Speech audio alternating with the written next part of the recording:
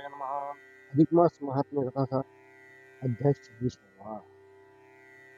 आपण आतापर्यंत 25 अध्याय बघितलेले, पण हा अध्याय जो आहे ना, या अध्यायामध्ये की अधिक मासाच्या व्रताच्या पुण्याने माणसाला कसं नवीन तेज प्राप्त होतं याचं सर्व सार यामध्ये आणि पुन्हा भगवान श्रीहरी विष्णू वैकुंठामध्ये माता लक्ष्मीला आता एक पुढची कथा सांगतात की पूर्वी वीरबाहू नावाचा एक महान प्रतापी राजा होता.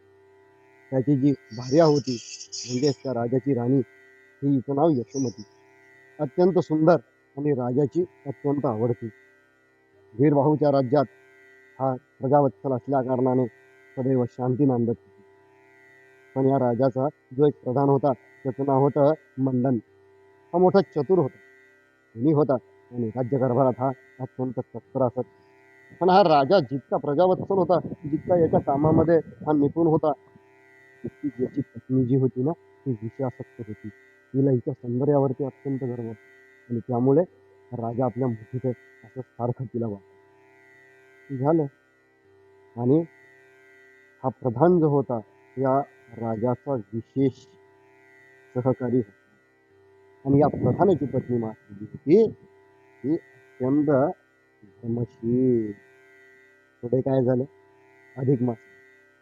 त्यावेळी मंडन नावाच्या प्रधानाची जी पत्नी होती तिचं नाव होतं गुणवती. ही राणीच्या भेटीला आली. त्या दोघींच्या बऱ्याच गप्पा झाल्या. आणि त्यावेळेस मात्र गुणवती ही यशोमतीला म्हणाली की राणी सरकार, आता अधिक मास महिना आलेला, या महिन्यामध्ये जास्तीत जास्त दान धर्म व्रत नियम आपण आचरावे, त्यामुळे पुण्य आपल्याला प्राप्त होतं. त्यावेळेस यशोमती मोठ्या ऐकून तिला म्हणाली की अगं म्हणे, हे कशाचे व्रत तू करते म्हणे, काय मला कमी म्हणे, माझं राजवैभवात असं कुठलं कमतरता आहे म्हणे, भरपूर संपत्ती आहे, सुंदर असे 2 राजपुत्र आहे, माझ्या पतीचं माझ्यावरती प्रेम आहे म्हणे, कशाला करायचे म्हणे नसते उद्योग म्हणे. तिने सांगितलं की बाई, हे दान धर्म व्रत कोणी करावेत? जे दरिद्री आहेत, त्यांना सुखसंपत्ती नाही, ज्या पती पत्नींमध्ये प्रेम नाही, जे सतत असमाधानी असतात ना, त्यांनीच अशी व्रत करावे. मला गरज नाही. मग यशोमती राणीने अधिक मासात जी काही आपण दान धर्म करतो त्या सर्वांची तिनं अवहेलना केली. आणि माझ्यापेक्षा तू किती खालच्या दर्जाची असं टोमणा मात्र तिनं गुणवतीला मार. इकडे काय झालं, गुणवती निघून गेली. तिच्या गर्वावरती अहंकारावरती ती मत्त असल्या कारणाने गुणवतीने तिच्याकडे दुर्लक्ष केलं. आणि तिकडे मात्र अधिक मासामध्ये गुणवतीनं अनेक उत्तम उत्तम अशा प्रकारचे व्रत करून दान धर्म केले. त्यामुळे तिला एक वेगळं तेज प्राप्त झालं. तिचा चेहरा हा सतत तजेलदार टवटवीत दिसू लागला. तिचे डोळे काजळ घातल्याप्रमाणे दिसू लागले. कपाळावरती सुंदर अशा प्रकारचं ते सौभाग्य हळदी कुंकू तिथे दिसू लागलं. आणि ती रात्रंदिवस आनंदी, समाधानी आणि ईश्वर स्मरणात, भगवान पुरुषोत्तमाच्या नामस्मरणात ती राहिली. तिकडे मात्र यशोमती राणीने कधीही व्रतनियम केले नाही. ती सदैव विलासात आणि भोगातच. आणि त्यानंतर म्हणून की काय की इतर स्त्रियांची ती मात्र काय करायला लागली, ती चेष्टा करायला लागली. आता अधिक मासात केलेल्या व्रतांचा परिणाम काय होतो हे सांगणारी ही कथा आहे. आपल्याला करायचं नाही ना, तर आपण कुठलंही व्रत करू नये, पण जो कोणी व्रत करतोय त्याची मात्र आपण चेष्टा करू नये. आणि म्हणून की काय असं सांगितलेलं आहे की एखादा जर करतोय तर त्याला करू द्यावं, आपण मात्र कुठल्याही प्रकारची वाच्यता करू नये. आणि नेमकी या सर्वांचा परिणाम काय झाला, अतिविलास आणि अतिभूक यामुळे आरोग्यदृष्ट्या यशोमती राणीची प्रकृती बिघडली. भरपूर ताप आला. तिला एकदा ती भोवळ ती खाली सुद्धा पडली, प्रसिद्ध पडली. ही वार्ता कळताच राजवाड्यामध्ये झळबळ उडाली. आता राजा म्हटल्यानंतर औषधाला काय कमी, राजवैद्य आले, परंतु काही केल्या राणीला चैन पडेना, आराम पडेना. अखेर 3 दिवसांनी राणी मात्र इकडे सिद्धीवरती आली. ती उठून बोलायला लागली. अशा वेळी गुणवती जी होती ती राजवाड्यात राणीला भेटायला आली. पण गुणवतीला पाहताच राणी एकदम संतापली आणि तिने सांगितलं की माझी ही दुखण्याची अवस्था पाहून सगळ्या मंडळींना काळजी होती, मात्र तू दुष्ट आहेस म्हणे. खुशाल डोळ्यात काजळ, भांगी गुलाल भरून, तोंडात पानाचा विडा रंगून मला भेटीला आली. तुझ्या तोंडावरती चिंतेची काहीच छटा नाहीये. मस्त बघणं म्हणे किती निर्लज्जासारखा म्हणे, का दिसून नट्टा पट्टा करून तू मला भेटायला आलेली म्हणे. चल चालती हो म्हणे इथून, यानंतर मला पुढे तोंड दाखवू नको, असे शब्द ती तिला बोलली. यशोमतीचे बोलणे ऐकून हिला तर धक्का बसला.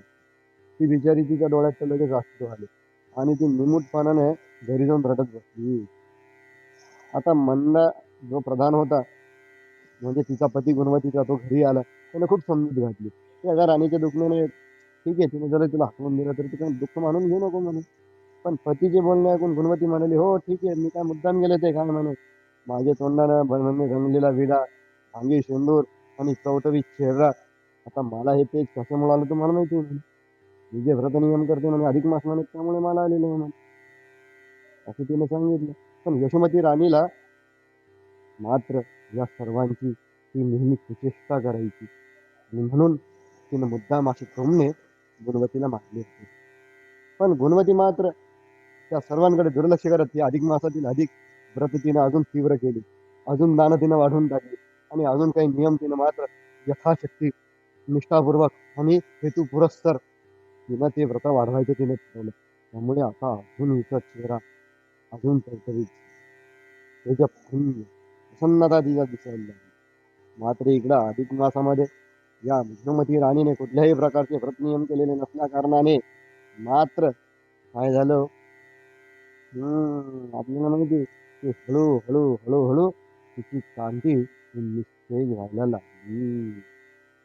हा, आता एकदा गुणवती आणि तिचे पती हे दोघ जण यांचा वार्तालाप चालू असताना राजाची शिपाई तिथे आली आणि त्यांनी सूडबुद्धीनं काय केलं, याला म्हणजे प्रधानाला तुरुंगात पाठवण्यासाठी राज आज्ञा होती आणि म्हणून त्याने सांगितलं की तुम्ही आणि तुमची पत्नी निमूटपणे आमच्या सोबत चालावं आणि तुरुंगवास पत्करावं.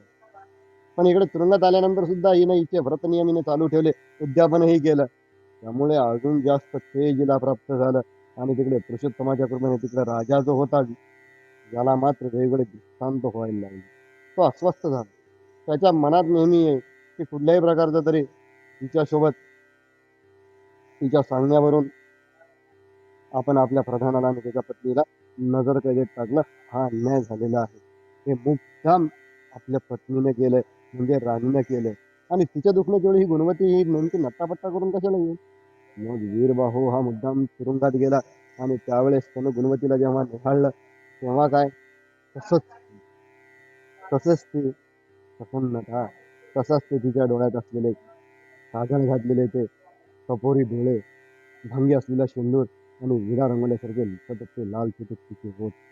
मग त्या दिवशी वीरबाहू यशोमतीला एकांतात असं बोलला की म्हणे, मूर्खपणा केला म्हणे, तुझ्या नादी लागून मी त्या दोघांना सुद्धा तुरुंगात टाकलं, पण तिथे जाऊन सुद्धा ते अधिक मासाचं व्रत करताय म्हणे. त्यावेळेस ती म्हणे, अहो अशा व्रताने थोडी असं होतं म्हणे, हे असं काही नसतं म्हणे व्रताचं वगैरे. आणि मग या दोघांचा तो संभाषण चालू असताना मग यशोमतीचा राजानं हात धरला आणि थेट तिला घेऊन तो तुरुंगात आला. बघ म्हणे तिच्या चेहऱ्यावरची प्रसन्नता. आणि मग ज्यावेळेस या राणीनं तिचा चेहरा निरखून बघितला, त्यावेळेस मात्र तिला पुन्हा एकदा राणीला वाईट वाटलं. आणि त्यावेळेस काय झालं, हे राणीला बरोबर कळालं की ही जे व्रत नियम आचरण करतीये त्या व्रताचं हे फळ आहे आणि आपण ते केलं नाही, त्यामुळे आपण सतत आजारी आणि आपल्या मनात सतत गोंधळ चालू असतो. आणि म्हणून त्याच वेळेस त्या यशोमती राणीनं गुणवतीची क्षमा मागून त्या दोघांना उभयतांना तुरुंगातून मुक्त करून त्यांची क्षमा याचना केली, त्यांचा सन्मान केला. आणि यानंतर काय झालं पुढे, की आता गुणवती आणि यशोमती दोघेही आनंदानं हे व्रत करायला त्या सुरुवात केली.